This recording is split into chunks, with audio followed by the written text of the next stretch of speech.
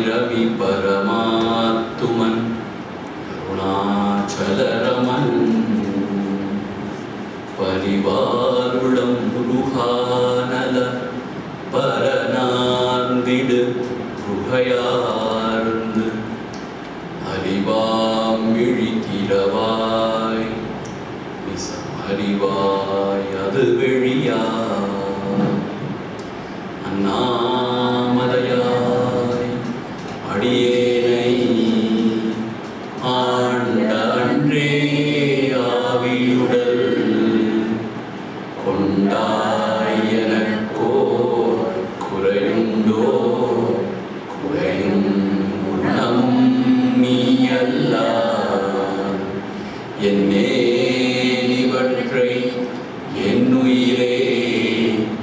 எண்ணம் எதுவோ அது செய்வாய். கண்ணே முந்தன் கழலினையில் பெருக்கே தருவாயே.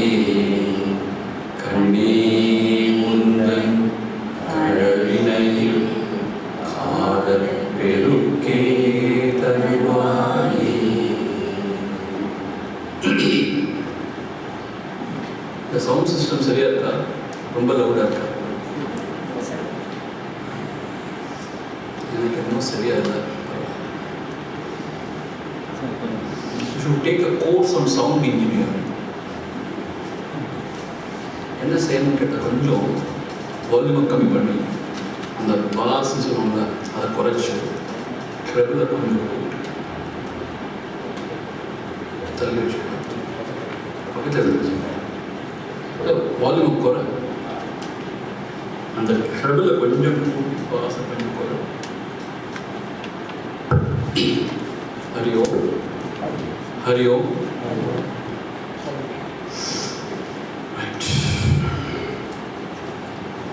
ஆராத்யம் பரமம் ராமம்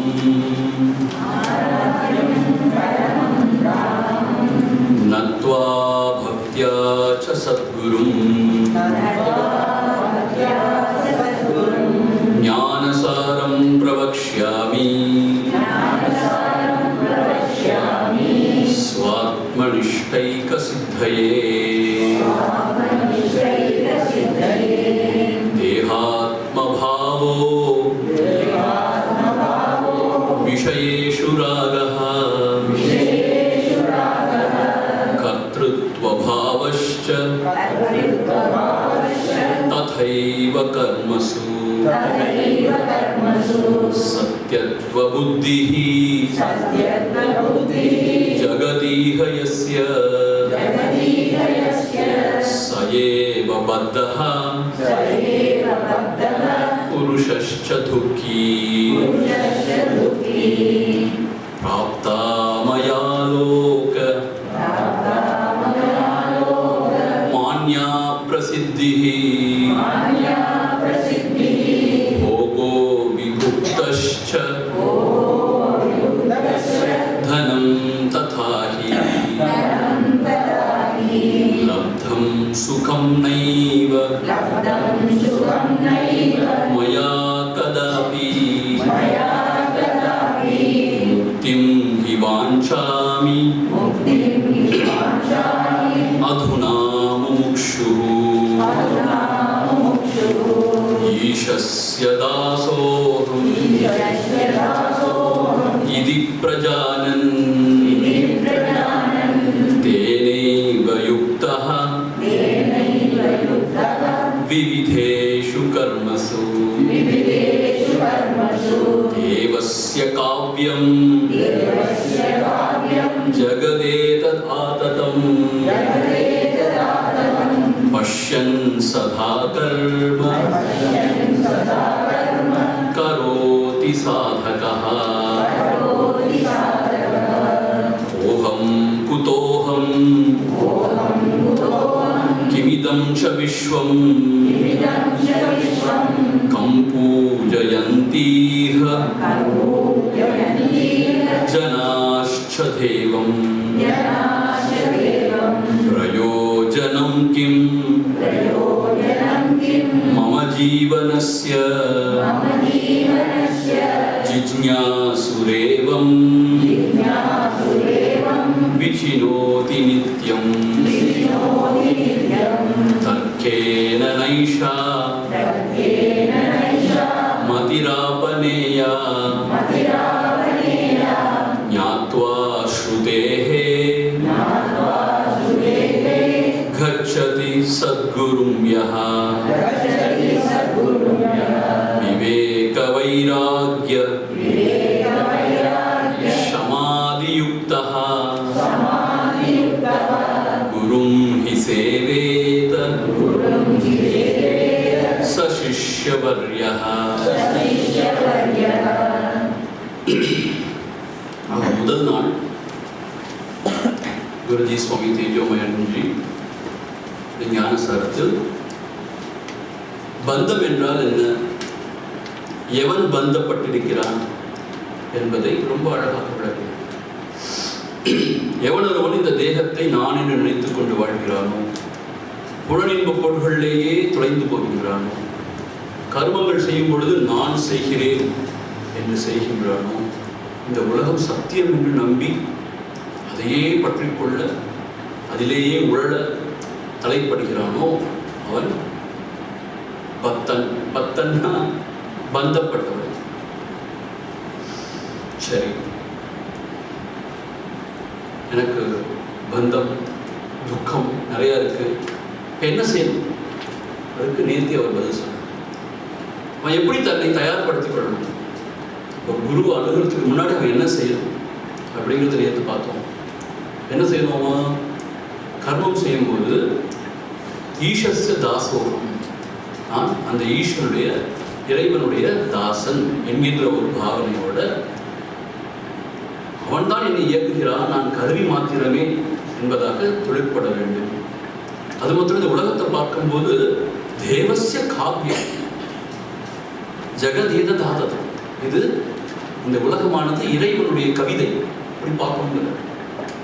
இது ஈஸ்வனுடைய அம்சம் தான் இந்த உலகம் அப்படின்னு பார்த்து அவன் எப்பொழுது அந்த உலகத்திற்கு சேவை செய்கிறானோ அப்பொழுது அவனுக்கு மனம் தூய்மை அடைந்து அவன் சரியான பக்குவத்தை இருக்கு.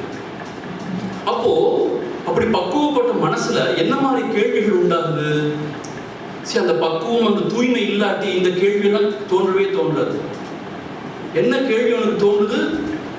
கோபம், உண்மையிலேயே நான் யார்? குதோகம், எங்கிருந்து வந்தேன்? கிமிதம் ச விஸ்வம், இந்த உலகம் எத்தகையது? இது என்னது இந்த உலகங்கிறது? நேற்று அதெல்லாம் ரொம்ப டீட்டெயிலாக பார்த்தோம் இல்லையா? அது மாத்திரம் இல்லை, கம் பூஜையன் தீக ஜனாஷ்ட தெய்வம், இந்த மனிதர்கள்லாம் வணங்குறாங்களே இந்த கடவுள்னு சொல்லி, இந்த கடவுள் யார்? இருக்காரா? உண்மையிலேயே இருந்தாலும் என்ன செய்து கொண்டிருக்கிறார்? அவருக்கும் நமக்கு என்ன தொடர்பு? இப்படியெல்லாம் அவனுக்கு சிந்தனை உண்டாகும். ரொம்ப முக்கியமான சிந்தனை நான் யாருன்ற சிந்தனை தான். ஏன்னா அதுவே தெரியாம வேற இதெல்லாம் தெரிஞ்சு என்ன பிரயோஜனம்?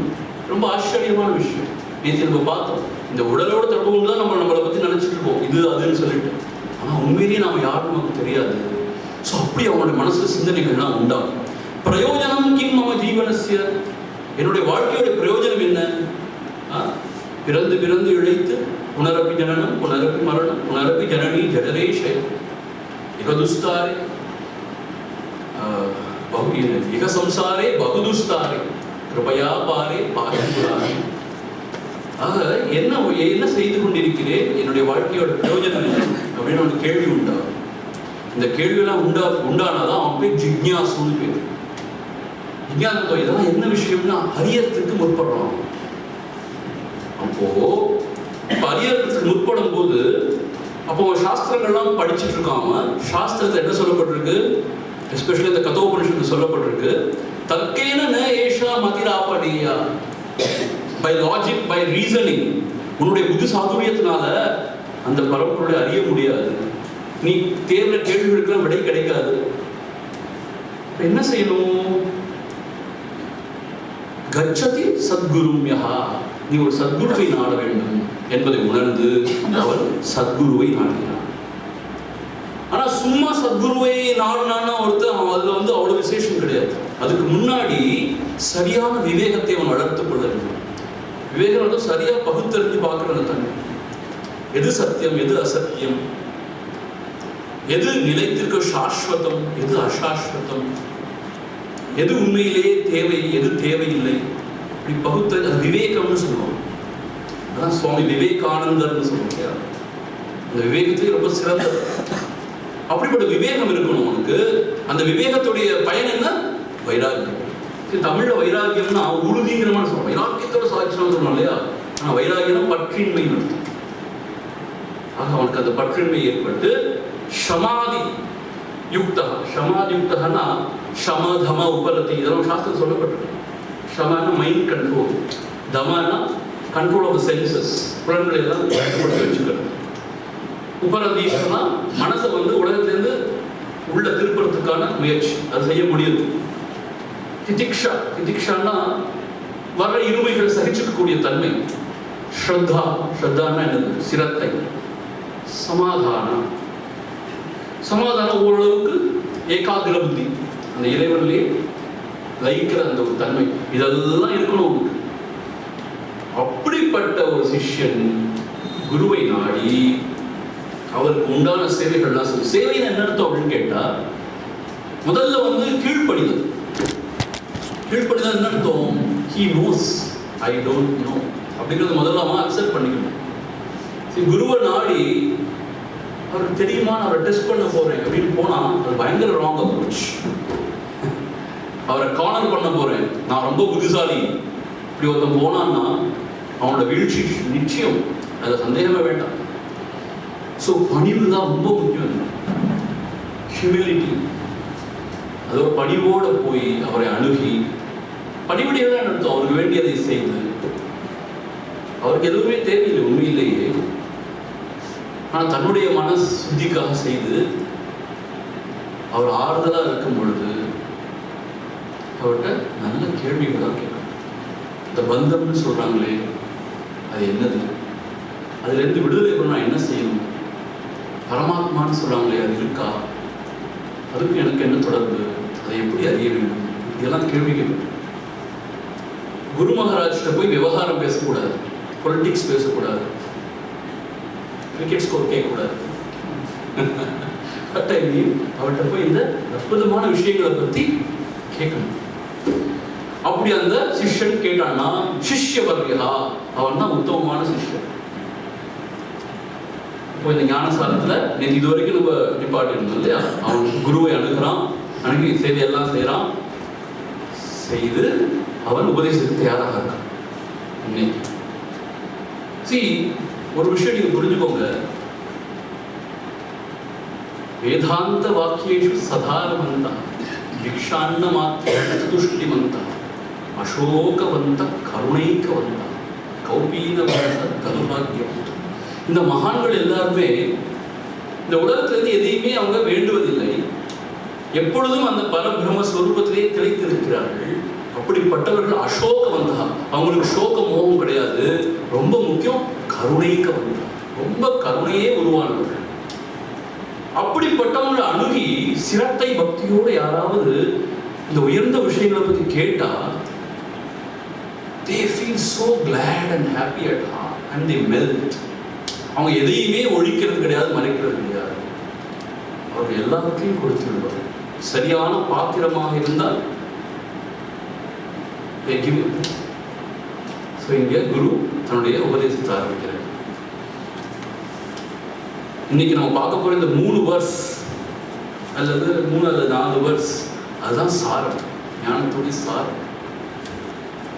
நேற்றையே சொன்னேன், குருஜி ஆதிசங்கர் பரம்பரையிலே வந்திருந்தாலும் இந்த 4 verse பார்க்கும் பொழுது அது ட்ரெடிஷ்னல் வேதாந்திக் அப்ரோச் இல்லை, பகவான் ரமண மகேஸ்வர அப்ரோச் தான் இது இருக்கு.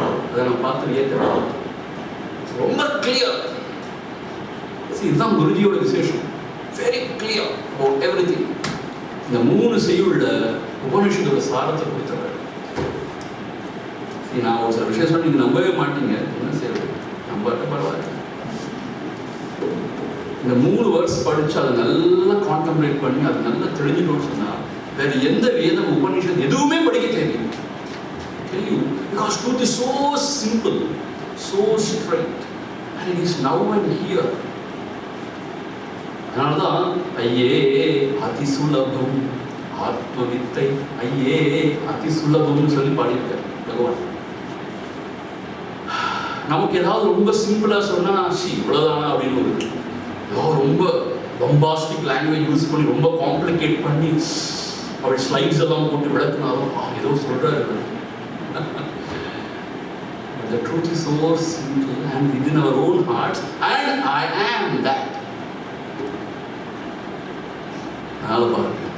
Shri Guruhu Vachaha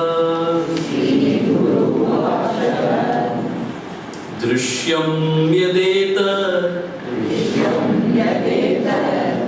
Chajadam Vikari சர்வம் ஹ்யனாத்மைவ மிருஷா விநாஷி ஆத்மா து த்ரஷ்டைவ சிதி ஸ்வபாவஹ ந த்ருஷ்யதே நாபி நிபத்யதே வா दृश्यं यदेतत् च जडं विकारी सर्वं ह्यनात्मैव मृषा विनाशी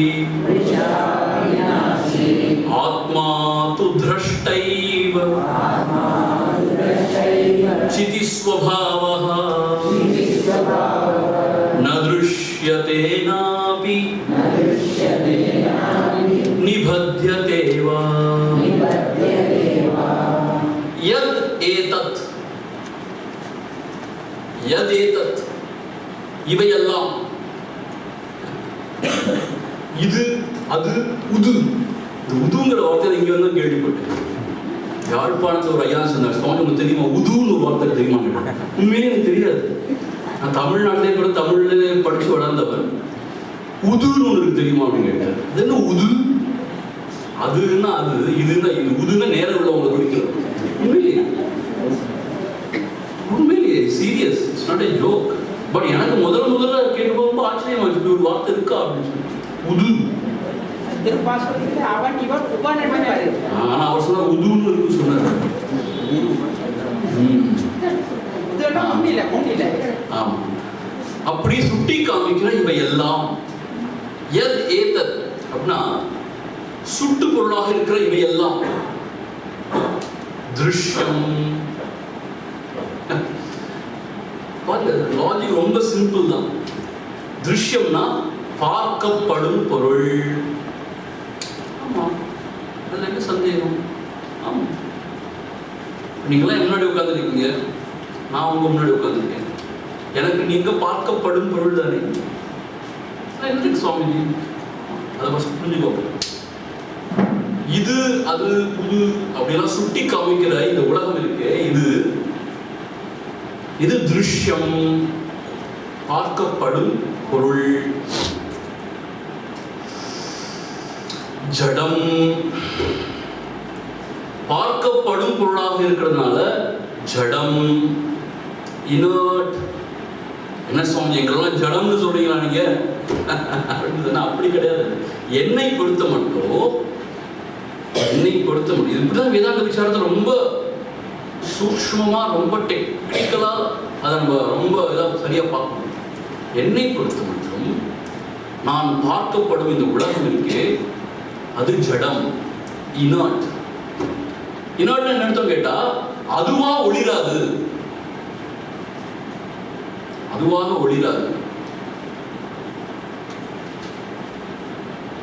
நான் கவனத்தை அது பால திருப்பினா அப்பதான் அது எனக்கு ஒளிரும், அது எனக்கு ஒளிரும். இதுதான் நான் சொல்ல உங்களுக்கு. இது ரொம்ப முக்கியமான விஷயம். இப்போ சில சமயம் நான் அவங்களே பார்த்துட்டு இருப்பேன், ஆனா என்னுடைய கவனம் வேற எங்கேயா இருந்துச்சுன்னா நீங்க எனக்கு ரெஜிஸ்டர் ஆக மாட்டீங்க. அப்ப என்னோட கவனத்தை உங்க மேல வச்சா தான் நீங்க உங்களுடைய அந்த பிரசன்ஸ் நீங்க என்ன செய்றீங்களோ அது எனக்கு ரெஜிஸ்டர் ஆகும். ஆக என்னுடைய அந்த கவனத்தினாலதான் நீங்க ஒளிர்கிறீர்கள், என்னை பொறுத்த மட்டும். இப்படிதான் ஒரு விசாரம் பண்ண ஆரம்பிக்கும். ஆக அதுவாக ஒளிர்வதில்லைங்கிறதா அது ஜடம்னு சொல்றது வேதாந்த சாஸ்திரங்கள். விகாரி, விகாரின்னு அர்த்தம் பார்க்கப்படும் இந்த விஷயங்கள் எல்லாம் மாறுதலுக்கு உட்பட்டவை இல்லையா? உண்மையா பையா? எல்லாமே மாறிக்கொண்டிருக்கு இல்லையா? மாறாதுன்னு எதையாவது சொல்ல முடியும் உலகத்துல? எதுவுமே சொல்ல முடியாது. எல்லாமே மாறிக்கொண்டே இருக்கு. The change alone is the changeless law of universe. So விகாரி. So இந்த உடம்பு கூட பாருங்க, அது பிறக்குது, வளர்கிறது, கொஞ்ச நாள் கழிச்சு தேய்கிறது, அழிகிறது, இருக்கிறது, தேய்கிறது, அழிகிறது. இப்படி உலகத்தை எதை பார்த்தாலும் சரி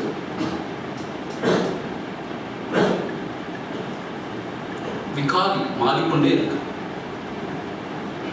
இப்படி பார்க்கப்படும் இந்த உலகமானது ஜடஸ்வரூபமாகவும் மாறிக்கொண்டேயும் இருக்கிறது. இதை நாம் அனாத்மா என்று சொல்கிறோம். அனாத்மா நான் அல்ல.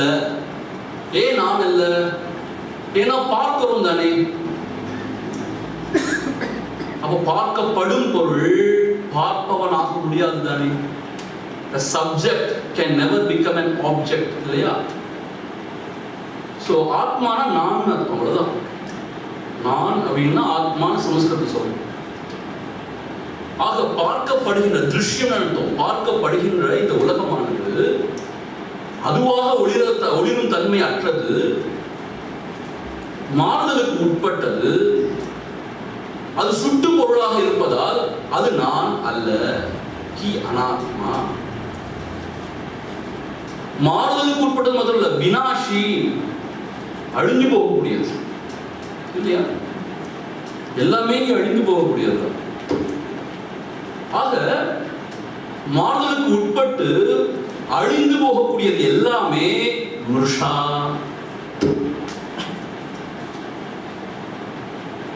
மிருஷானா என்னது? ஜஸ்ட் ஒரு பொய் தோற்றம் தான், சத்தியம் கிடையாது. சரி, நம்ம வேதாந்த சாஸ்திரத்துல சத்தியம்னா எப்படி டிஃபைன் பண்றாங்கன்னா, 3 காலத்திலையும் எது இருக்கோ, உள்ளது உள்ளபடி இருக்கோ, அதுதான் சத்தியம். இப்போ இருக்கு, ஆனா கொஞ்ச காலத்துல மாறிட்டே இருக்கு, அப்புறம் அழிஞ்சு போயிடுச்சுன்னா அது சத்தியம்னு சொல்ல முடியாது.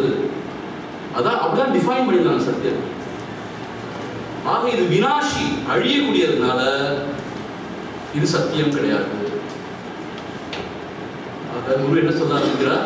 மகனே, நீ பார்க்கிறாய் அல்லவா இந்த உலகம்? அந்த உலகம் ஜட சம்பந்தமானது, தானே ஒளிரும் தன்மையற்றது. நீ உன்னுடைய கவனத்தின் மூலமாக அதை அறிந்தால்தான் அது உனக்கு அனுபவமாகிறது. அதுதான் விஷயம். ஆகவே அது ஜடம். அது மாறுதலுக்கு உட்பட்டு மாறிக்கொண்டே இருக்கிறது. அது அழிந்து போகுது. சர்வம் க்ஷணிக்கம் க்ஷணிக்கம், சர்வம் துக்கம் துக்கம் புத்த சொல்ற எல்லாம் அழிந்து போகக்கூடியது. ஆகவே மிருஷா, ஜஸ்ட் அன் அப்பியரன்ஸ், தோற்றம் மாத்திரம் தானே, சத்தியம் கிடையாது. முந்தி இல்ல, இப்ப இருக்கு, எதிராக காணாம போயிடும், அப்படின்னா அது சத்தியம் கிடையாது. மிருஷா. ஓஹோ, அப்படியா, சரி. அப்புறம் சொல்றாரு ஆத்மா தூ. ஆனா ஆத்மான்னு சொல்றோம் பாத்தீங்களா? ஆத்மா என்னுடைய உண்மையான ஸ்வரூபம், நான் அப்படிங்கிறது உண்மையான விளக்கம். இந்த நான் சொல்லும் போது 2 வகையான விஷயம் இருக்கு, நீங்க குழப்பி கூட. இந்த உடம்போட நம்ம ஐக்கியப்பட்டு என்னை நான் சொல்லிக்கும் போது அதுக்கு அகங்காரம்னு பேரு. ஆனா அந்த நானுடைய உண்மையை விசாரிச்சு உண்மையே அதோடைய சொரூபமாக உணரும் பொழுது எந்த எல்லைக்கும் உட்படாத, எந்த எல்லையும் எந்த வரையறைக்கும் உட்படாத ஒரு நான் இருக்கு. அதுதான் பரம்பொருள் நம்ம வேதாந்த சாஸ்திரம் சொல்லப்படுது. இங்க ஒரு ஆத்மா என்ன சொல்றாருன்னா, நான் என்னுடைய உண்மையான ஸ்வரூபம் என்ன கேட்டா, திருஷ்டா தூ ஆத்மா தூ திருஷ்டா ஏவ. பார்ப்பவன், அவனை தான் ஆத்மான்னு சொல்றோம், நான் சொல்றோம். சிதி ஸ்வபாவஹா, ரொம்ப முக்கியமான வார்த்தை, சிதி ஸ்வபாவஹா. நான் என்னுடைய உண்மையான ஸ்வரூபம் என்ன அப்படின்னு கேட்டா, நான் பார்ப்பவன், அறிபவன். திருஷ்டான்னா பார்ப்பவன், அறிபவன். நான் எப்படிப்பட்டவன்? சிதி ஸ்வபாவஹா, ஞானஸ்வரூபன். என்ன அர்த்தம்?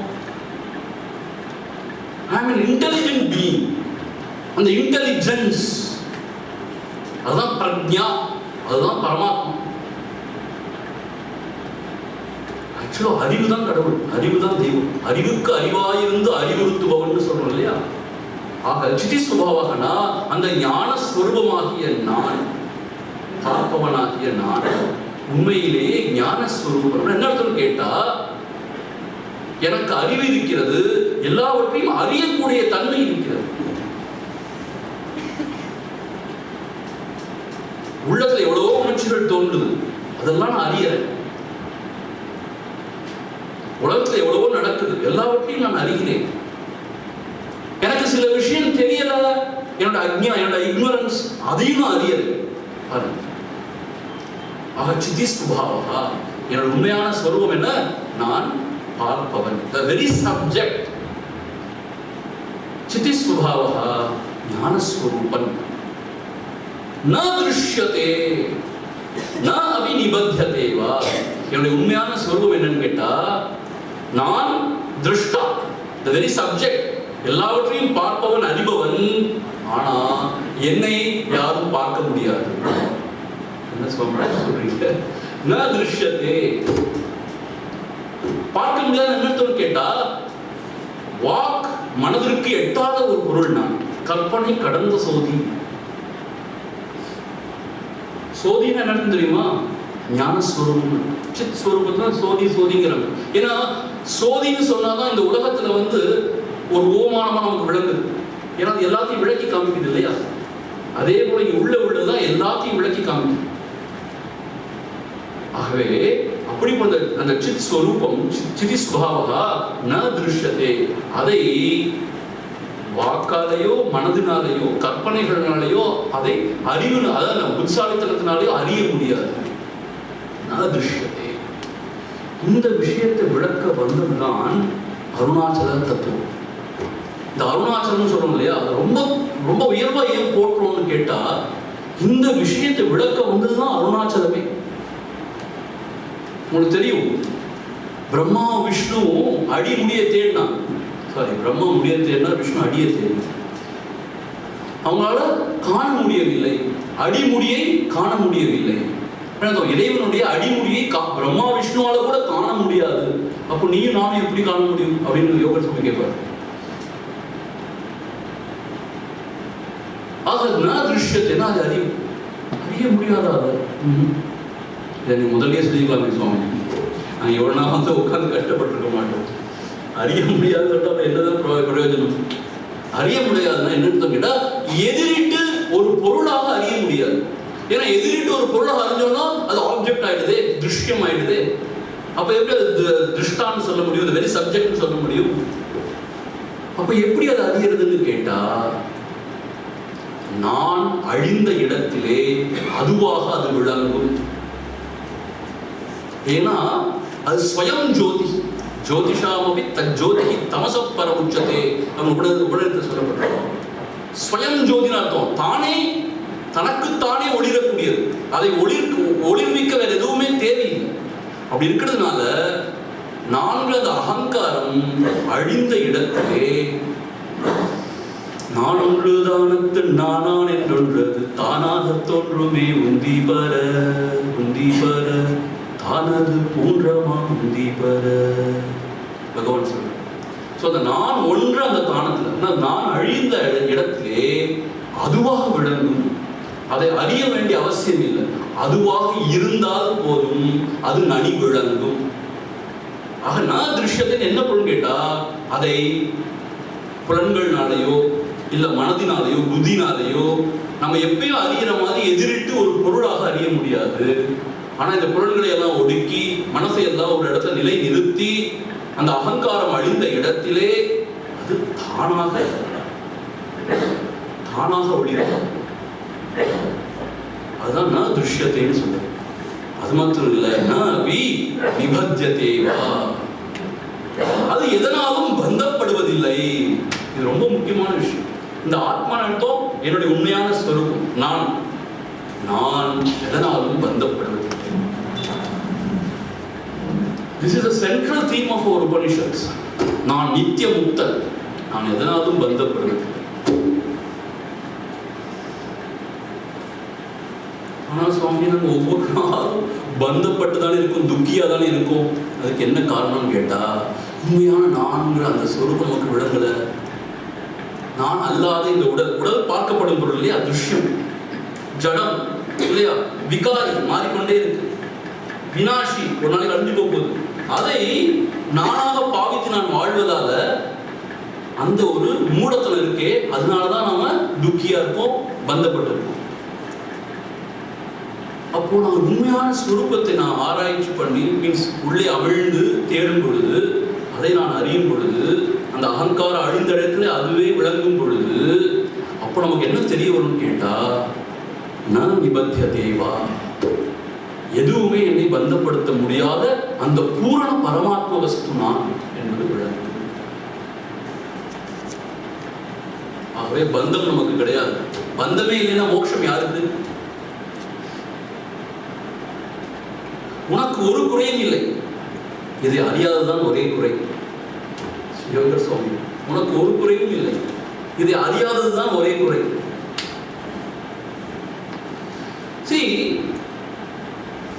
விவகார தசையில இந்த உடம்பு எடுத்து நம்ம வரும் பொழுது நம்முடைய பிரார்த்த வசத்தால ஒரு சில கஷ்டங்கள் வரலாம், ஒரு சில நல்லது கெட்டதுகள் நடக்கலாம்.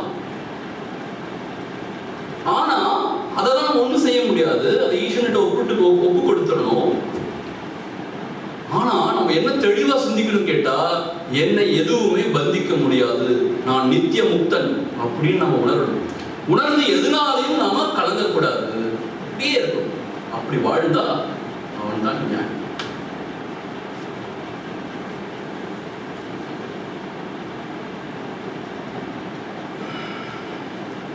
நிபத்தியதேவா.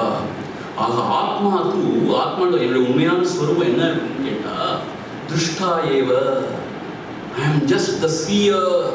அதனாலதான் பெரிய ஞானிகளை இங்கிலீஷ் என்ன சொல்லுவாங்க, த சீயர் அப்படிம்பாங்க. சீயர் என்ன அர்த்தம்? பார்ப்பவன், பார்ப்பான்னு சொல்லுவாங்க. தெரியுமா உங்களுக்கு? தமிழ்ல கூட பிராமின்ஸ பார்ப்பான்னு சொல்லுவாங்க. பார்ப்பான்னா யாரு? திரஷ்டா, பார்ப்பவன்.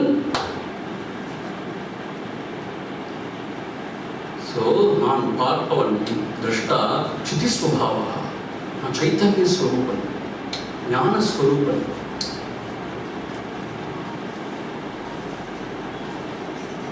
நான் திருஷ்யத்தை, நான் ஒரு நாளும் ஒரு அறியப்படும் பொருளாக, சுட்டு பொருளாக அறியப்படுவதில்லை.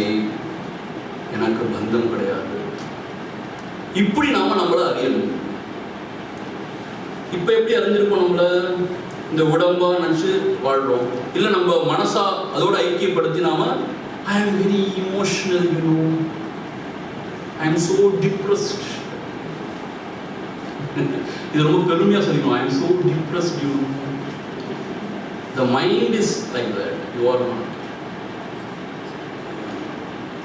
நான் பயங்கர புத்திசாலி. You have been given that gift of viveka. அவ்வளவுதான். இப்போ நான் புத்திசாலியும் கிடையாது, மூடனும் கிடையாது, நான் நல்லவனும் கிடையாது, கெட்டவனும் கிடையாது. சுவாமி நீங்க நல்லவரா கெட்டவரா? நான் நல்லவனும் கிடையாது, கெட்டவனும் கிடையாது, நான் புத்திசாலியும் கிடையாது, மூடனும் கிடையாது, நான் வந்து அன்பானனும் கிடையாது, குரூரனும் கிடையாது. இதெல்லாம் அந்த உபாதி, இந்த அனாத்ம வஸ்துவோட சம்பந்தப்பட்டது. உண்மையிலே என்னுடைய ஸ்வரூபம் என்ன?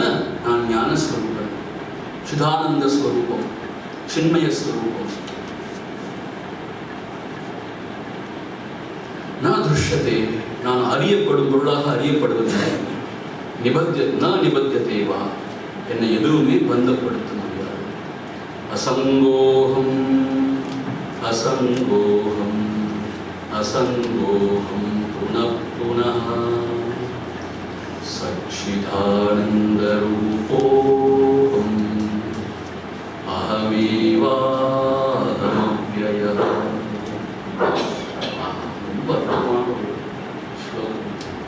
அசங்கோகம் அசங்கோகம் அசங்கோகம் புனః புனः.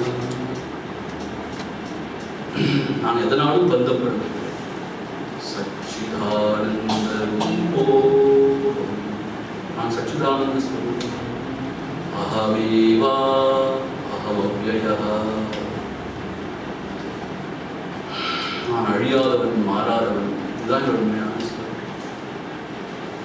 ஆக இப்போ வேதாந்த ஸ்ரவணம் மன நிதித்தியாசனப்படி தியானம் எப்படி பண்ணணும்னா, இந்த மாதிரி செயல் எடுத்து திரும்ப திரும்ப இதை நாம சிந்திக்க வேண்டும். அதுதான் கான்டெம்ப்ளேஷன் குருதேவர் சொல்றார். ஸோ தேவையில்லாத வீண் விவகாரங்களை சிந்திக்கிறதுக்கு பதிலாக இந்த மாதிரியான ஸ்லோகங்களை வந்து மனசில் வச்சு அதிலேயே அமிழ்ந்தோன்னு சொன்னால் ஆனந்தம் உண்டாகும். அப்படியே செய்ய செய்ய செய்ய செய்ய ஒரு நாளைக்கு இந்த விழிப்புணர்வு உண்டாகும். ரெண்டாவது செயல். இப்போ குரு மகராஜ் He continues. आत्मा हि नित्यः अखिल लोक साक्षी स एव जगतः परमाश्रयोऽपि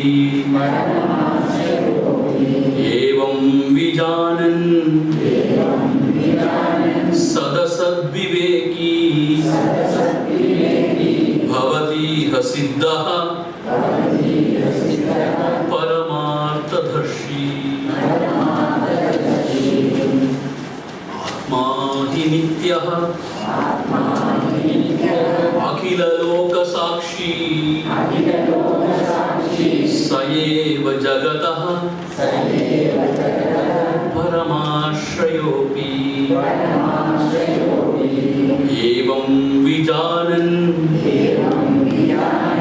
सदसद्विवेकी भवति सिद्धः परमार्थदर्शी। இந்த போன ஸ்லோகத்துல சொல்லப்பட்ட விஷயம் அறிந்து கொள்வதற்கு அவ்வளவு கடினம் கிடையாது. ஓரளவுக்கு நமக்கு புரியும் இல்லையா? என்னுடைய உண்மையான ஸ்வரூபம் நான் திரஷ்டா, பார்ப்பவன், சிதிஸ்வரூபா அப்படின்னு தோணும். ஞானஸ்வரூபன், என்னை அறிய முடியாது, எதிர்த்து ஒரு பொருளாக அறிய முடியாது. ஏன்னா அந்த வெரி சப்ஜெக்ட், இந்த திரஷ்டா பார்ப்பவனாக இருக்கிறதுனால, அறிபவனாக இருக்கிறதுனால நான் அறியப்படும் பொருளாக ஆவதில்லை. இதெல்லாம் நமக்கு ஓரளவுக்கு விளங்குது. இந்த உலகத்தை பொறுத்த மட்டும் திருஷ்யம், பார்க்கப்படும் பொருள், ஜடம், விகாரி, வினாஷி, ருஷா, இதெல்லாம் பரவாயில்லை, ஓரளவுக்கு விளங்குது. இந்த ரெண்டாவது செயல் என்ன செய்யறான்னு கேட்டா, அது மாத்திரம் கிடையாது. அகில லோக சாட்சி, ஆத்மா ஹி நித்யஹ அகில லோக சாட்சி, எல்லாவற்றுக்கும் சாட்சியாக இருக்கிறேன். அது மாத்திரம் இல்ல, சயேவ ஜகதஹ பரமாஸ்ரயோபி, அனைத்து உலகத்திற்கும் இந்த ஆத்மாதான் ஆதாரமாக இருக்கிறது. சயேவ ஜகதஹ பரம ஆஸ்ரயோபி, ஜகதஹான இந்த உலகம், உலகத்திற்கு ஆஸ்ரயோபினா ஆஸ்ரயம், ஆதாரமாக இந்த பரம்பொருள், இந்த ஆத்மா தான் இருக்கு. நான் தான் இருக்கிறேன். நான் இந்த நான் கிடையாது, அந்த உண்மையான ஸ்வரூபம்னு சொல்றோம் இல்லையா, சிவஸ்வரூபமா இருக்கக்கூடிய அந்த ஸ்வரூபம் தான் உலகத்திற்கே ஆதாரமாக. இதுதான் ரொம்ப சிரமம் உணர்ந்து கொள்ளுது. உலகம் எவ்வளோ பெருசா இருக்கு சுவாமி, ஆஹா எவ்வளவு கேலக்சிஸ் இருக்கு, என்னென்னமோ இருக்கு. நம்ம ஒரு சின்ன கேலக்சியில மில்கி வேங்கிறதுல இருக்கோம், அதை போல எண்ணற்ற கேலக்சிஸ் இருக்கு, எவ்வளவோ உலகங்கள் இருக்கு. இதை மாதிரி எவ்வளவு பறந்து விரிந்த உலகம் இது. நான் என்னைக்கோ ஒன்றா பிறந்தேன், இன்னைக்கோ ஒன்று சாப்பிட போறேன், இப்போ ஏதோ வாழ்ந்துட்டு இருக்கேன். என்னைய போய் சொல்றீங்க நான் தான் இந்த உலகத்துக்கே ஆதாரம். கொஞ்சமா நம்புற மாதிரி ஏதாவது சொன்னா நாங்கள் நம்பலாம். நாங்கள் பாவம் எல்லாத்துக்கும் தலையாடுறது என்ன வேணா சொல்றதா நீங்க? என்ன வேணா சொல்றதா? ஆக்சுவலா வேதாந்த சாஸ்திரத்தை நம்ம உண்மையிலேயே செவிமடுத்தோம்னா, we should get shocked, we should rebel, we should not accept. அப்படிலாம் நம்ம செய்யறேன்னு வச்சுக்கோங்களேன், நமக்கு ஒண்ணு விளங்கலைன்னு அர்த்தம். நம்ம அதுக்கு ஒரு ஒரு தாட்டை கொடுக்கலன்னு அர்த்தம். நான் தும்பு மாடு மாதிரி ரொம்ப நல்லா பேசுறாரு சுவாமி. ஸோ சர்டிஃபிகேட்டுக்காக இங்கே வர்றது, சுவாமி நல்லா பேசுறாரு. சுவாமி நல்லா பேசினா யாருக்கு புண்ணியம்?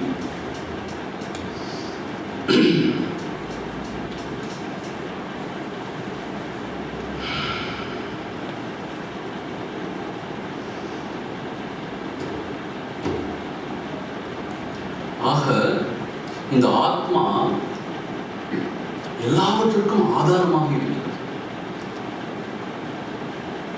அது மாத்திரம் இல்ல, சர்வலோக சாட்சி, எல்லாவற்றுக்கும் சாட்சி மாத்திரமாக இருந்து கொண்டு எல்லாவற்றுக்கும் ஆதாரமாக இந்த ஆத்மா தான் இருக்கிறது. ஏவம் விஜானன் சதசத் விவேகி, இப்படி அறிந்த விவேகி, ஆத்மாவை பற்றியும் அனாத்மாவை பற்றியும், சத்தியத்தை பற்றியும் அசத்தியத்தை பற்றியும் இப்படி அறிந்த சத் அசத் விவேகி, அப்படிப்பட்ட அந்த விவேகி பவதீக சித்தஹா, இங்கே வாழும் பொழுதே சித்தனாகின்றான். பரமார்த்ததர்ஷி, பரம்பொருளை உணர்ந்தவனாகின்றான். சித்தன் ஆகின்றான்னு என்ன அர்த்தம்? நமக்கு சித்தன்னு சொன்னாலே ரொம்ப அழுக்கா இருக்கணும், பெரிய தாடியோட இருக்கணும், என்னத்தையாவது பார்த்துட்டு இருக்கணும், வித்தியாசமா இருக்கணும். இப்படி கிடையாது. சித்தன்னா அடைந்தவன் அர்த்தம், சித்தி பெற்றவன், த பர்ஃபெக்டட்னு சொல்லணும். இப்ப என்ன அர்த்தம் அப்படின்னு கேட்டா, இந்த மாதிரியான சரியான விவேகம் கொண்ட அந்த விவேகி அவன் இங்கேயே வாழும் பொழுதே சித்தன் ஆகின்றான், பரமார்த்ததர்ஷி, அந்த பரம்பொருளை உணர்ந்தவன் ஆகின்றான். எப்படி பார்க்கணும்? என்னுடைய உண்மையான ஸ்வரூபமானது அறிவே என்னுடைய ஸ்வரூபம், சித் ஸ்வரூபம், ஞான ஸ்வரூபம், என்னை எதுவுமே பந்தப்படுத்தாது. அது மட்டுமல்ல, நான் தான் இந்த உலகத்திற்கே ஆதாரமாக இருக்கிறேன். நான் என்று சொல்லக்கூடிய அந்த பரமாத்ம ஸ்வரூபம் தான் உலகத்திற்கே ஆதாரமாக இருக்கிறது. இப்படி எவன் அறிகின்றானோ அவன் பரமாத்ம ரிஷி. இதுதான் கொஞ்சம் விளங்கி கொஞ்சம் கஷ்டம். எப்படி அப்படின்னு கேட்டா, அகில லோக சாட்சின்னு என்ன அர்த்தம் அப்படின்னு கேட்டா, சாட்சி அப்படின்னு அர்த்தம் விட்னஸ் சொல்றோம் இல்லையா?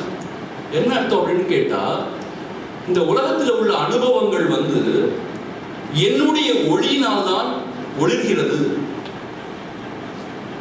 அப்படிங்கிறதுதான் ஃபண்டமெண்டல் ஒரு என்ன சொல்றது, ஒரு ஃபேக்ட். என்ன அர்த்தம் அப்படின்னு கேட்டா, நான் ஆழ்ந்த நித்திரையில இருக்கும் பொழுது, எவ்வளவு கவனமா கேளுங்க, ஆழ்ந்த நித்திரையில இருக்கும் பொழுது எனக்கு ஒரு அனுபவமும் ஏற்பட மாட்டேங்குது. ஏன்? நான் அப்படிங்கிற அந்த அகங்காரம் இருக்கு, நான்கிற அந்த விஷயம் அப்போ அமிழ்ந்து இருக்கு. ஆகவே அங்க ஒரு அனுபவமும் இல்லை, உலகத்தை பத்தி ஒண்ணுமே தெரியாம இருக்கு. இந்த நான்கிற அந்த அகங்காரம் கனவுலையும் சரி, நினைவிலும் சரி, இந்த நினைவுங்கிற உலகத்திலையும் சரி முடிச்சு கொண்டு இப்படி பார்க்கும் பொழுது இந்த உலக காட்சிகள்லாம் தோன்றும். ஆக இந்த நான்கிற வஸ்து முளைச்சு எழுந்த ஒன்னதான் உலக காட்சிகள் நமக்கு தென்படுகிறது. இந்த நான்கிற வஸ்து அமிழ்ந்து இருக்கும் பொழுது எந்த அனுபவமும் நமக்கு இல்லை. ஆக இந்த நான் முழித்தெழுந்து விஷயத்தை விளக்குவதனால்தான் எல்லாம் நமக்கு விளங்குகிறது. நான் அறிகிறேன் ஒரு விஷயத்தை அறியும் பொழுதுதான் அது நமக்கு அனுபவமாகுது இல்லையா? யோசிச்சு பாருங்க. நம்முடைய அனுபவத்தை மாத்திரம் எடுத்து நம்ம ஆராய்ச்சி பண்ணி பார்க்கணும். எந்த ஒரு விஷயமா இருந்தாலும் நான் அறிகிறேன்னு சொல்லும் பொழுது அது நமக்கு அனுபவமாகும். அப்படிதான். நம்மளோட அனுபவங்கள் எல்லாத்துக்கும் ஆதாரம் என்ன அப்படின்னு கேட்டா, நான் அறிகிறேன்ற உணர்வு. அந்த நான் இல்லாம எதையும் அறிய முடியாது. ஆகவே அந்த நான்கிற அந்த ஆன்ம ஒளியினுடைய விளக்கத்தால் தான் எல்லாம் அறியப்படுகிறது. இதுதான் இதுக்கு பொருள். அகில லோக சாட்சின்னு என்ன அர்த்தம்னு கேட்டா, இந்த நான் சொல்லப்பட்ட அந்த ஆத்ம ஒளியினுடைய அந்த பிரபா, அந்த வெளிச்சத்தினால்தான் இங்கே எல்லாம் அறியப்படுகிறது, எல்லாமே ஒளிர்கின்றது. அகில லோக சாட்சி என்ன கேட்டா, நான்கிறது முளைச்சு எழுந்த பிறகுதான் எல்லாமே எழுகின்றது. இந்த உலக நினைப்புகள், அனுபவங்கள் எல்லாமே ஏற்படுகிறது. நான்கிறத எடுத்துட்டோம்னு சொன்னா எந்த அனுபவம் நமக்கு கிடையாது. ஆக என்னை சார்ந்துதான் எல்லா அனுபவங்களும் இருக்கின்றன. நான்கிற அந்த பொருளை சார்ந்துதான் நான் அறிகிறேன்னு சொல்லிட்டு எல்லா அனுபவங்களும் நமக்கு அனுபவமாகிறது. ஆனா நான்கிறத ஆதாரமா வச்சுதான் எல்லா அனுபவங்களும் நமக்கு. நான் இல்லைன்னா எந்த அனுபவம் நமக்கு கிடையாது. அனுபவம் தான் நம்ம உலகம்னு சொல்றோம், வேற என்ன உலகம்னு சொல்றோம்? உலகங்கிறது என்னன்னு கேட்டா, சப்ஜெக்டிவா பார்த்தா அனுபவங்களை தான் நம்ம உலகம் சொல்றோம். ஆக ஆத்மஸ்வரூபம் சொல்ற அந்த ஆன்ம ஒளியினால் தான் எல்லாம் விளக்கப்படுகிறது. அந்த நான்கிற அந்த ஆன்மஸ்வரூபத்தை ஆශ්‍රயமாக கொண்டுதான் எல்லா அனுபவங்களுமே இருப்பதால் தான் நான் ஜகதக பரம ஆශ්‍රயோபி அப்படின்னு சொல்றேன். பகவான் மனுஷன் இப்படிதான் விளக்குறார். ஆழ்ந்த நித்திரையில நான் இல்லாதனால எந்த அனுபவம் கிடையாது, எதுவும் கிடையாது. விழித்து எழுந்த பிறகு நான் வந்த பிறகு எல்லாமே வருகிறது. ஆகவே அந்த நானை அனுசரித்தே, அந்த நானை ஆதாரமாக கொண்டுதான் எல்லா அனுபவங்களும் நமக்கு இருக்கு. இந்த நான் இல்லாட்டி எதுவும் கிடையாது. ஆனால் ஆன்ம விசாரத்தில் நான் யாருன்னு விசாரம் பண்ணும் பொழுது, அகமுகப்பட்டு ஆழ்ந்து தேடும் பொழுது நானே இல்லை என்பது நமக்கு உடனே. இந்த நானே இல்லாத போது வேற எதுவுமே சத்தியமாக சத்தியம் என்று இல்லை, தோற்றமாக இருக்கிறதே ஒழிய சத்திய பொருளாக இல்லை அப்படிங்கிறத வேத சாஸ்திரம் சொல்லுது. ஆக சயேவ ஜகதः பரமாஸ்ர யோகி ஏவம் விஜானன் சதசத் விவேகி. இப்படி அறியும் விவேகி எதை பற்றி? சத்தியம் அசத்தியம். அதை இப்படி இவ்வாறாக அறியும் விவேகி பவதீக சித்தா, சித்தனாகின்றான். பரமார்த்த தர்ஷி, இங்கே வாழும் பொழுதே அந்த பரம்பொருளை உணர்ந்த மகா ஞானியாகின்றான். He is an enlightened soul.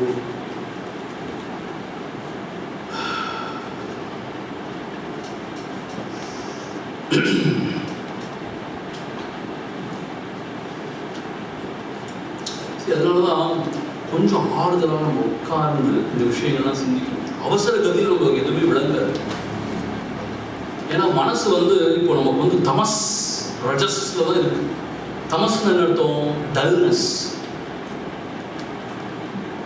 நிறைய நம்ம அந்த மச்ச மாமிசெல்லாம் சாப்பிட்டு நிறைய ஃப்ரிட்ஜில் வச்சு சாப்பிட்டோம்னா அது மந்தத்தன்மை ஒன்று உண்டாகும். அதுக்கு பேர் தமஸ்ன்னு சொல்றது. அதனால டல்னஸை கொடுக்கும், எதுவுமே விளங்கலையே அப்படிங்கிற மாதிரி. இல்லை ரஜஸ், ஒரே படபடுறதும் அஜிடேட்டட் சோல். கிம் வாத்துலன்னு சொல்றாரு, அஜிடேட்டட் சோல். எனக்கு ரொம்ப ஆச்சரியமா இருக்கும். நான் திருப்பி நிறைய இடத்துல சொல்றது உண்டு. இந்தியாவுக்கு திருவண்ணாமலைக்கு வந்தாலும் ஆன்னு வருது. ஏன் 4 நாள்ல 75 கோயில் பார்க்கணுங்கிற சார்ட். அதை பார்க்கணும், இதை பார்க்கணும், அங்கே போகணும், அங்கே போகணும், இங்கே போகணும், இந்த கோயிலையும் பார்த்தோம், அந்த கோயிலையும் பார்த்துடணும். கடவுளை எதுக்காக கோயிலை பார்க்குறோம்? நான் திரும்பி போய் சொல்லணும் எல்லாருக்கும், நான் எவ்வளோ கோயில் பார்த்தேன்னு தெரியுமா? அதுதான் அந்த விஷயம். ஒரு இடத்துல ஆர்வம் பண்ணி உட்காந்துங்க சும்மா. அதே எப்படி அவங்க டயத்தை வேஸ்ட் பண்ண முடியுமா? நாங்கள் கார் ஹயர் பண்ணி வந்திருக்கோம், எவ்வளோ பெட்ரோல் போடுறோம், எவ்வளோ வாடகை தெரியுமா உங்களுக்கு? ஒரு 4 இடத்த பார்க்க தானே வந்திருக்கோம் நாங்கள். சரி போங்க, பாருங்க, எல்லாத்தையும் பாருங்க. ஆறுதல் முதல் கிடைக்காது. ஸோ நம்ம ஆறுதலாக இருக்க பழக்கணும்னு சொன்னால், சத்துவத்தை மனசில் வளர்த்துக்கிட்டோம்னு சொன்னால், குரு மகாராஜ் என்ன சொல்றார் அப்படிங்கிற ரொம்ப தீக்ஷண புத்தியோட, தூய்மையான ஒரு புத்தியோட ஆராய்ச்சி பண்ணோம்னு சொன்னால் இந்த விஷயம் விளங்கும். என்னன்னு கேட்டால், நான் ஞானஸ்வரூபம், அது மாத்திரம் கிடையாது.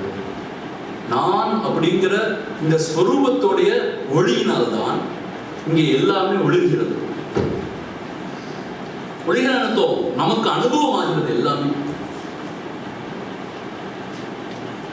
அந்த நானை ஆசிரியத்து தான் எல்லாமே இருக்குங்க. அது இல்லாட்டி எதுவுமே கிடையாது.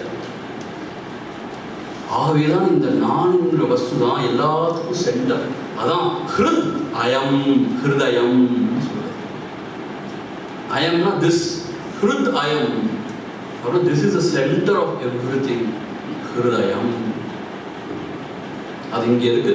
ஏன்னா எங்கிருந்து நினைவுகள் எழும்புகிறதோ அதைத்தான் பகவான் மூலஸ்தானங்கிற ஹிருதயம்னு சொல்றார். ஆக ஆன்மஸ்வரூபம் அப்படிங்கிற என்னுடைய உண்மையான ஸ்வரூபம் தான் இந்த உலகத்திற்கே ஆதாரம். இப்படி நான் சொல்ற மாதிரி நீங்க எல்லாரும் சொல்லணும் அப்படின்னு என்ன கேட்டா, ஓஹோ உங்களுடைய ஆன்மஸ்வரூபம் தான் இந்த உலகத்துக்கு ஆதாரமா? அப்ப நாங்கெல்லாம் நீங்களா ஜடம், விகாரி, முஷா, வினாஷி அப்படி கிடையாது. அப்படி நான் சொல்ல ஆரம்பிச்சேன்னா நான் என்ன இரண்ய கஷி போயிடுது. நான் தான் கடவுள், எல்லாரும் என்னை கும்பிடுங்க அப்படின்னு. அப்படி இல்லை, இது நம்முடைய எல்லாருடைய ஸ்வரூபம். இது இங்கதான் சவுண்ட் கொஞ்சம் இடிக்குது. நீங்க சொல்றீங்க என்னுடைய ஸ்வரூபம், நாங்க சொல்றோம் என்னுடைய ஸ்வரூபம், எல்லாரும் என்னுடைய ஸ்வரூபம், எல்லாரும் எல்லாரோட ஸ்வரூபத்துக்கு ஆதாரமா? இதெல்லாம் ரொம்ப நீங்க யோசிச்சு பார்த்தீங்கன்னா நிறைய கன்ஃபியூஷன் உண்டாகணும், நிறைய மனம் குழம்பணும், ரொம்ப ஆச்சரியப்படணும், நிறைய கேள்வி கேட்கணும், இதெல்லாம் பொய்னு வாதாடணும். இதெல்லாம் நீங்க செய்யாட்டி நீங்க வேதாந்த வகுப்பு ஒண்ணுமே கேட்கலன்னு அர்த்தம். அப்படிப்பட்டவங்க எங்க ஆச்சாரியர் என்ன சொல்றாங்கன்னா ப்ரொஃபஷனல் சத் சங்கீஸ்ன்னு சொல்லுவாங்க. பொழுது போகலை, சரி போய் தான் வருவோமே, காத்தாட நடந்துட்டு வருவோமே, ஏதோ சாமியும் பாவம் பேசுறாரு, அவருக்கு ஆதரவு கொடுத்தானே வேணும், நம்ம போய் கொடுக்காட்டி யார் ஆதரவு கொடுக்க, சாமி பாவம் போ. ஆனா சுவாமி தூண்கள்லாம் இருக்குமா அந்த அவாவில், ஏப்பா தூண் சாந்திக்கு தான் நல்லா பேசு, நல்லா பேசு, நல்லா நல்லா நல்லா நல்லா நல்லா இருக்கு.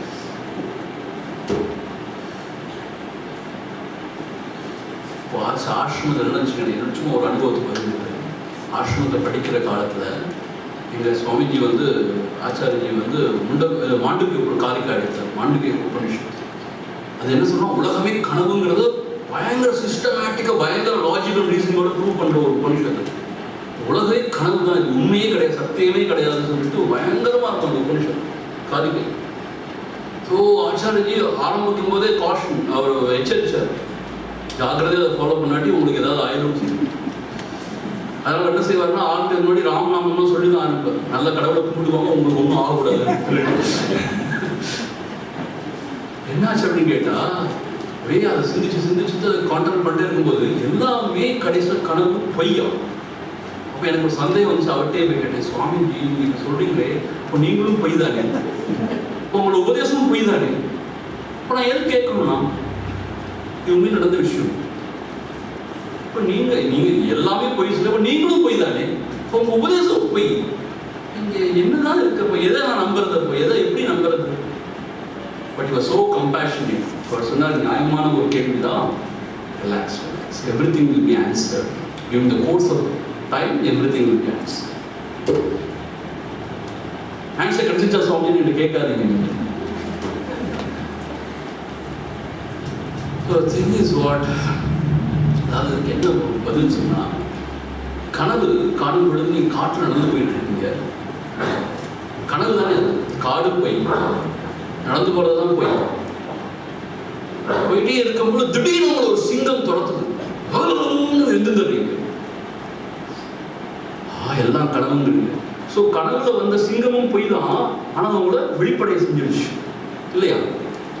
அதே மாதிரி சாஸ்திரமும் போய் தான் ஆக்சுவலாக அது அல்டிமேட்டாக பார்க்கும் பொழுது, ஆனால் அது கனவுல வர வேதாந்த கேசரி சிங்கம், அதனால நீங்கள் விழித்து எழுந்துட முடியும் அப்படிங்கிறது தான் அதுக்கு உண்மையான ஆன்சர் சொன்னார் அப்புறம். ஸோ ஐடியா இஸ், இந்த ஆத்ம ஞானம், இந்த வேதாந்த ஞானம் நமக்கு உள்ளத்தில் வந்து ஒரு பெரிய சர்ச்சையை உண்டாக்கும், குழப்பத்தை உண்டாக்கும், ஆச்சரியத்தை உண்டாக்கும், ஒரு போராட்டத்தை உண்டாக்கும். இதெல்லாம் உண்டாக்குனாதான் நம்ம ஆன்மீக சாதனை. ஆக இங்கே என்ன சொல்லப்பட்டிருக்கு, நான்கு அந்த வஸ்து தான் எல்லாத்துக்கும் ஆதாரம், அதனுடைய ஒளியினால் தான் எல்லாம் ஒளிர்கின்றது, இது இல்லைன்னா வேற எதுவுமே கிடையாது. ஆகவே இதுதான் எல்லாவற்றுக்கும் ஆதாரமாக இருக்கிறது, இதை எதுவும் பந்தப்படுத்த முடியாது, இது மாறாதது, இது அழியாதது.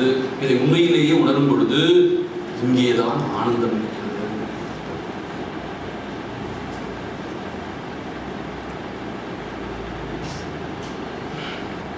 ஏவம் விஜானன், இப்படி அறிந்தவன், இப்படிப்பட்ட விவேகி, சத் அசத் விவேகி, பவதீக சித்தா, இங்கே சித்தனாகின்றான், பரமார்த்த தர்ஷி, அந்த பரம்பொருளை உணர்ந்தவன் ஆகின்றான்.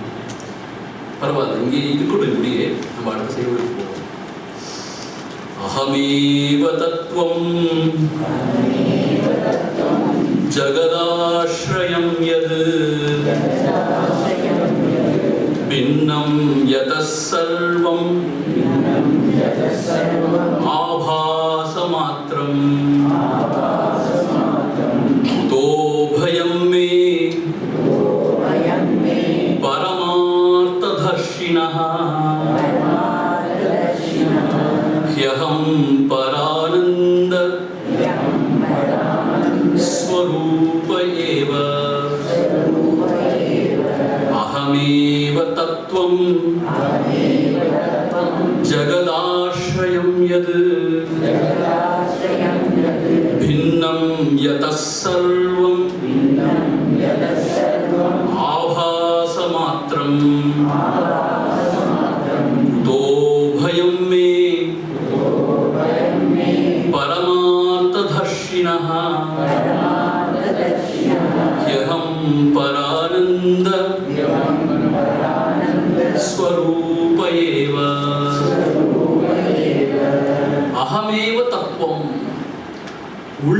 அப்படின்னு சொன்னா, உண்மையிலேயே இருக்கிறது, உள்ளதுன்னு சொன்னா இந்த ஆத்மஸ்வரூபம் மாத்திரம்தான். அகமேவ, நான் என்று விளங்கக்கூடிய இந்த ஆத்மஸ்வரூபம் மட்டும்தான் உண்மையிலேயே இருக்கிறது, உள்ளது, தத்துவம் இருக்கிறது. எதை நாம ஜெகத ஆசிரியம் சொன்னோம் பார்த்தீங்களா, உலகத்திற்கே ஆதாரமாக அனைத்தையும் தாங்கிக் கொண்டிருக்குன்னு சொன்னோம் பார்த்தீங்களா, அந்த ஆத்மஸ்வரூபம் மாத்திரம்தான் உண்மையிலேயே இருக்கிறது, உள்ளது. அதான் பகவான் உள்ளது 40ன்னு ஒரு பெரிய அற்புதமான ஒரு கிரந்தத்தை கொடுத்தார். உள்ளது பின்னம் யதஹா சர்வம், அதற்கு அந்நியமாக இருப்பது போல தெரியறதெல்லாம் ஆன்மான என்னுடைய உண்மையான ஸ்வரூபம், அது ஒன்றுதான் சத்தியம், உண்மையிலேயே அது ஒன்றுதான் இருக்கிறது. It is. அதுக்கு அந்நியமா தெரியறதெல்லாம் யதஹா சர்வம், இது இவை எல்லாம் ஆபாச மாத்திரம். அப்படியே ஆபாசம். ஆபாசம் அர்த்தம் கேட்டா தோற்ற மாத்திரமே. அவையெல்லாம் இல்லை உண்மையிலேயே, ஆனா இருப்பது போல இருக்கிறது. ஆபாச மாத்திரம்னா தோற்ற மாத்திரமே. எப்படி காணல் நீரை சொல்றோம் அதை மாதிரி, காணல் நீர் ஒரு தோற்ற மாத்திரம் தான் இல்லையா. தள்ளி இருந்து பார்த்தா ஏதோ தண்ணி இருக்கிற மாதிரி இருக்கும், ஆனா அதை தொடர்ந்து போனோம்னு சொன்னா தண்ணியை ஒரு நாளும் பார்க்க முடியாது, அதனால தாக்கத்தை தணிக்கவே முடியாது. ஆபாச மாத்திரம், வெறும் தோற்ற மாத்திரமே. ஆக நான் சொல்லக்கூடிய அந்த ஆத்மஸ்வரூபம், அது என்னுடைய உண்மையான ஸ்வரூபம், அது ஒன்றுதான் இருக்கிறது, மற்ற எல்லாம் ஆபாச மாத்திரமே, தோற்ற மாத்திரமே. இந்த சமயத்துல நான் ஒரு விஷயம் உங்களுக்கு சொல்லிக்க விரும்புகிறேன். நம்ம சைவ சித்தாந்தம் இருக்கு, இந்த மாதிரி அத்வைத வேதாந்தம் இருக்கு. இது ரெண்டையுமே சில பேர் படிச்சு கொஞ்சம் குழப்பத்தில் இருக்காங்க. அவங்களுக்காக ஒரு சில விஷயங்கள் நான் சொல்ல விரும்புகிறேன். என்ன அப்படின்னு கேட்டா, பை காட்ஸ் கிரேஸ், பகவானுடைய அந்த ரமண மகர்ஷியோட ஸ்கிரிப்சர்ஸை படிக்கும்போது அவர் சில விளக்கங்களை கொடுக்கிறார். அதனாலதான் இந்த விஷயம் நம்மளோட பகிர்ந்துக்கிறேன். இப்போ இந்த சைவ சித்தாந்தத்துல பசு பதி பாசம்னு சொல்றோம் இல்லையா. பதின்னு சொன்னா இறைவன், பசுன்னு சொன்னா ஜீவன் அல்லது நான் தானே ஜீவன். பாசம் இந்த உலக விவகாரங்கள் வச்சுக்கோங்க. இப்போ அதுல பசுன்னு சொல்லப்படுற அந்த நான்கிறது அகங்காரம், பொல்லாதது, அது பொய்யெல்லாம் சொல்லப்படுறது பார்த்தீங்களா. அதே தான் வேதாந்த சொல்லப்படுது, அதே தான் வேதாந்த சொல்லுது.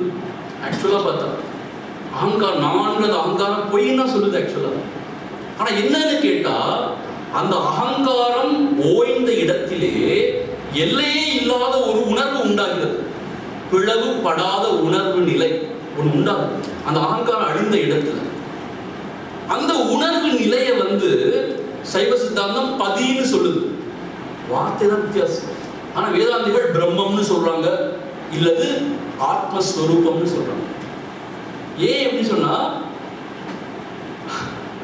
அது அகம் அகம்னு தான் அது ஒளிர்கிறது, அதனாலதான் அது ஆத்மஸ்வரூபம்னு சொல்றாங்க. ஆக சைவ சித்தாந்தத்தில் எதை பதின்னு சொல்றோமோ அதைத்தான் பிரம்மம்னு சொல்றாங்க.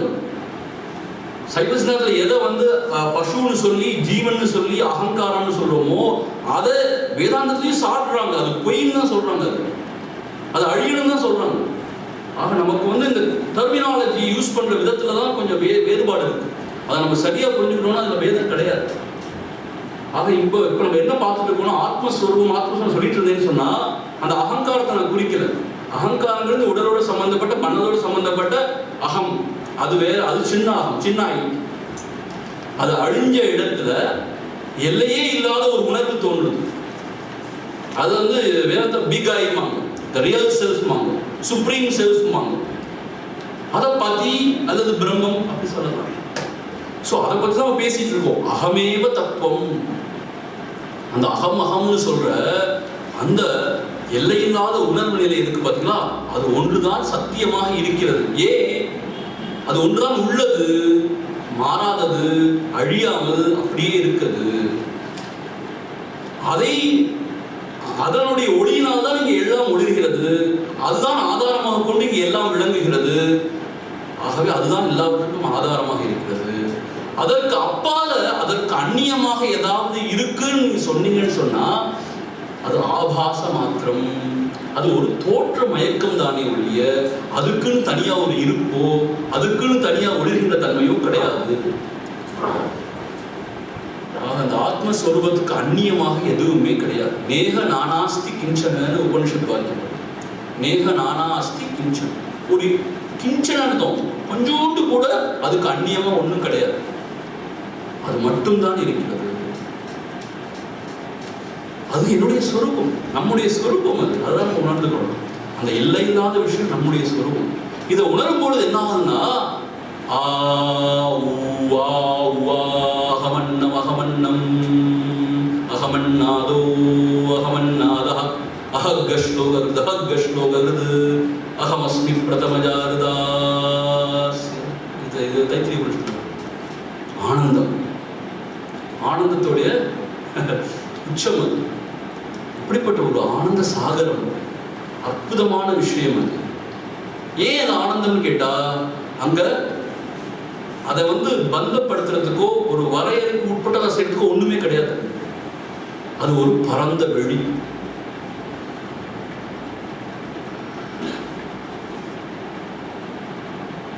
ஆக அகமேவ தத்துவம் ஜெகதாஸ்ரயம் பின்னம் யதா, அதுக்கு அந்நியமா எல்லாருக்கும் இருக்குன்னு நினைச்சீங்கன்னு சொன்னா சர்வம் ஆபாச மாத்திரம், எல்லாம் தோற்ற மயக்கம் தானே உடைய சத்தியம் கிடையாது.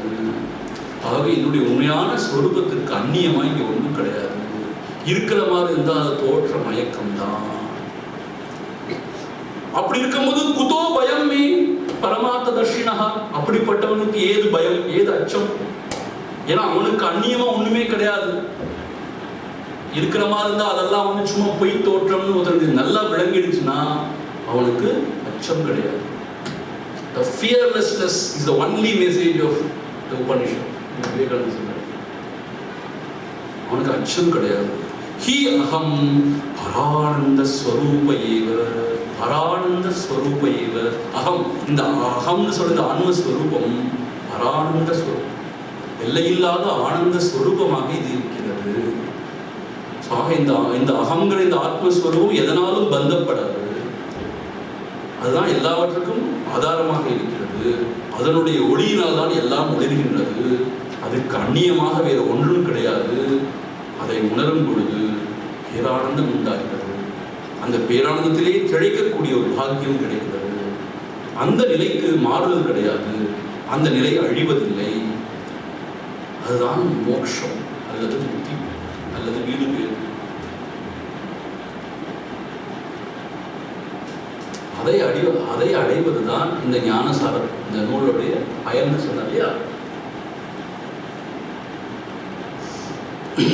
முதல் வருஷம் சொல்றாரு, ஆராத்தியம் பரமம் ராமம் நத்வா பக்தியா ச சத்குரும் ஞானசாரம் பிரவக்ஷ்யாமி ஸ்வாத்ம நிஷ்டைக சித்தையே.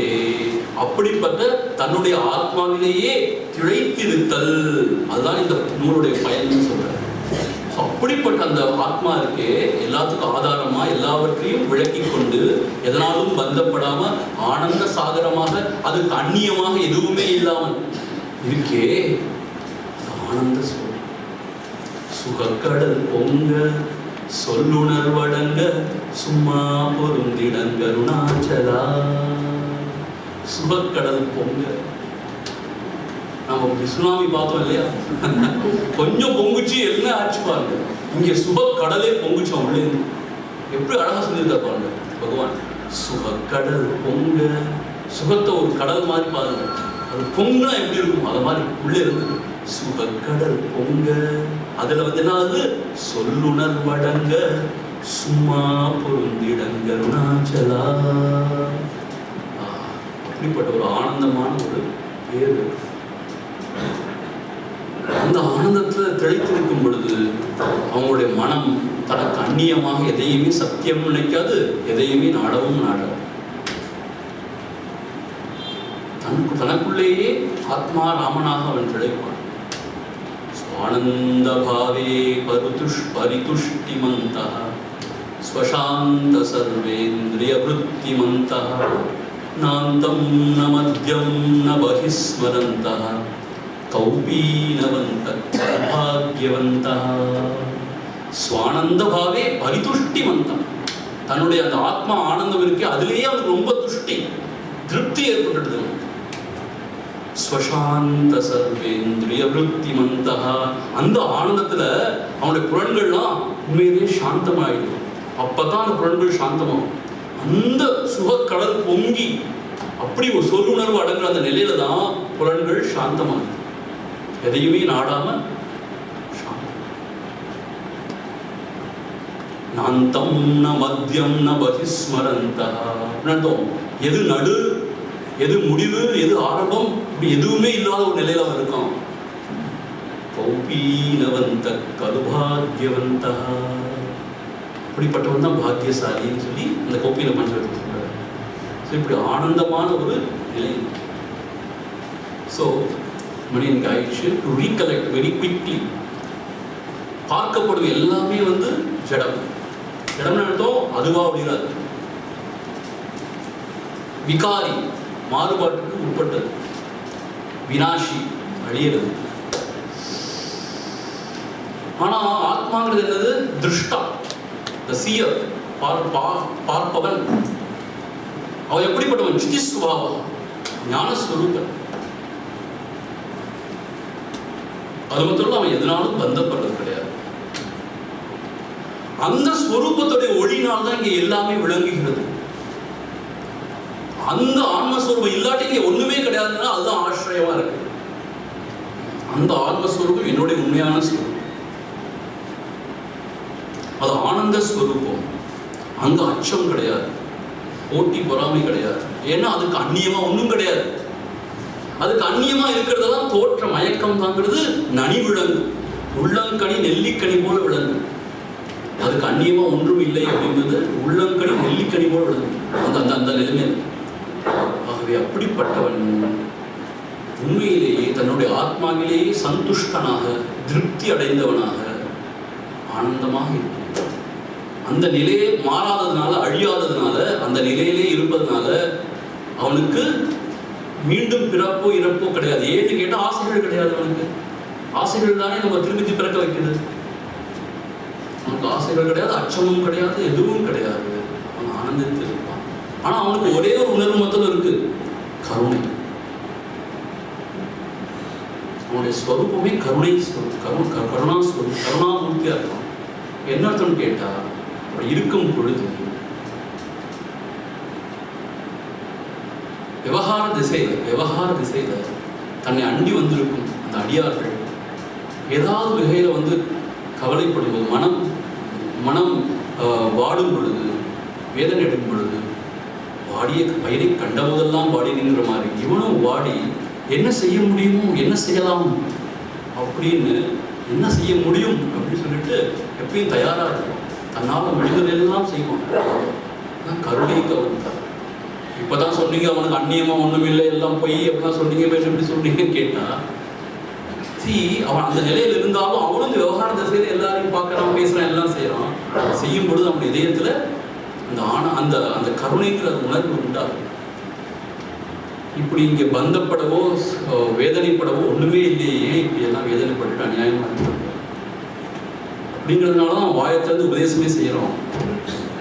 இங்க இப்படி ஒரு பொல்லாப்பும் இல்லை, குறைவும் இல்லை, எப்போவோ முடிந்த காரியம், முழுவதும் உண்மை. அப்படிலாம் ஏன் சொல்றான்னு கேட்டா, கருணையினால், கருணையின் மிகுதியால் தான் பேசுறோம். நாம கொடுக்கறது எதுனாலும் அவனுக்கு ஒரு நிறைவு ஏற்படுத்த. ஏன்னா அவன் ஏற்கனவே அந்த பூரணத்தை உணர்ந்ததுனால அவனுக்கு எதுவுமே ஆட் பண்ணாது. எதாவது அவன்கிட்ட உருவிட்டு வந்துட்டா அவனுக்கு எந்த நஷ்டமும் கிடையாது. ஏன்னா ஏற்கனவே அவன் அந்த பூரணத்துவத்தை அடைந்து விட்டான். அப்படி இருந்தாலும் அவன் வாயை திறந்து உபதேசம் செய்கிறான் என்றால், ஏதாவது செய்கிறான் என்றால் அது கருணையின் மிகுதியாக. அப்படிப்பட்ட பரமானந்த ஸ்வரூபம் தான் நம்முடைய ஸ்வரூபம் என்பதை உணர்பவன். அப்படிப்பட்ட சரசத் விவேகி அவன் தான் இங்கே சித்தனாகவும் பரமார்த்தமாகவும் விளங்குகிறான். ஓ